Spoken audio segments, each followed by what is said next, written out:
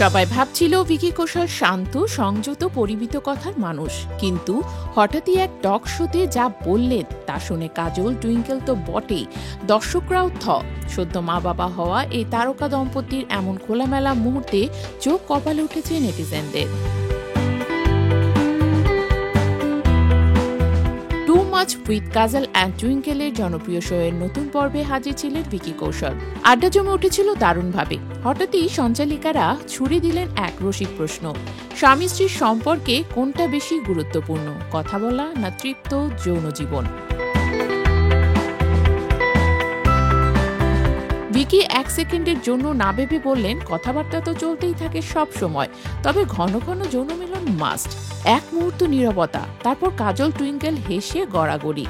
দর্শকও হতবাক, এ যেন সেই ভিকি কৌশল নয় যাকে আমরা পর্দায় দেখি। মুহূর্তে ভাইরাল সেই ক্লিপ, নেট দুনিয়ায় চলছে তুমুল রসিকতা। ক্যাটরিনা নিশ্চয়ই ভালো শিক্ষিকা, তাই ভিকি এমন বাধ্য ছাত্র। 4 বছরের দাম্পত্যে তাদের সম্পর্কে যেন এখন আরো পরিণত, আরো দৃঢ়। 2021 সালের ডিসেম্বরে বিয়ের পর থেকে তাদের নিয়ে আলোচনা, কখনো বয়সের পার্থক্য, কখনো ব্যক্তিগত গোপনীয়তা, কিন্তু যত গুজবই উঠুক তাদের চোখের চাহনি বলে দিয়েছে সব ঠিক আছে। জহুর সমুদ্র তীরবর্তী বাংলোয় এখন নতুন অতিথি তাদের প্রথম সন্তান। তবে সুখের মাঝে ভিকির এই মন্তব্য যেন একেবারে আগুনে ঘি ঢেলেছে। কেউ বলছে এটাই বাস্তব, সম্পর্ক টিকিয়ে রাখতে সততার দরকার। কেউ আবার খুনসুটি করে বলছেন, ভিকির মুখে এমন কথা শোনা যায়, বিশ্বাসই হয় না।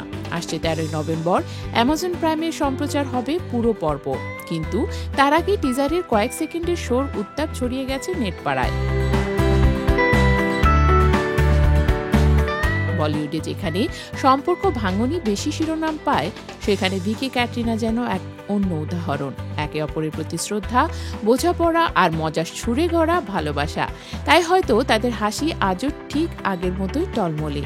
আর এখন সবাই অপেক্ষায় 13 নভেম্বরের সেই মুহূর্তে ভিকি আর কি বলেন আর ক্যাটরিনা কিভাবে প্রতিক্রিয়া জানান।